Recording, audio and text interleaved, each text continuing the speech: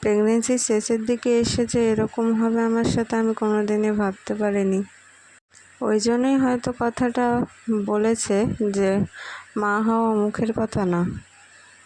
মা হতে গেলে যে এতটা কষ্ট সহ্য করতে হয় সেটা যারা মা হয়েছে এবং মা হবে তারাই হয়তো বুঝতে পারবে। মা হতে গেলে নিজেকে প্রচুর কষ্ট সহ্য করতে হয়, অনেক কিছুই সহ্য করতে হয়, তারপরে মা হওয়া যায়। হ্যালো গাইস, তোমরা কেমন আছো? আশা করি ভালো আছো। আর আমার কথা বাদই দাও, আমি একটুই ভালো নেই। আমার এই সময়তে এসে প্রচুরই সমস্যা দেখা দিচ্ছে। আর সবথেকে বড় ব্যাপার হচ্ছে আমি কয়দিন আগে হসপিটালে অ্যাডমিট ছিলাম। আমার অবস্থা খুবই খারাপ, এখনও প্রচুর শরীর খারাপ।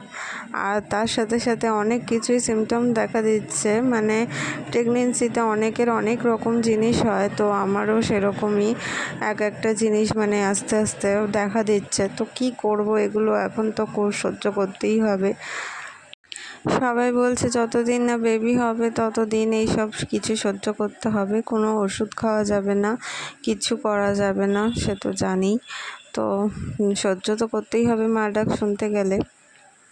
তোমাদের কার কার কি প্রবলেম ছিল বা হয়েছে সেগুলো কমেন্ট করে প্লিজ জানিও আমায়।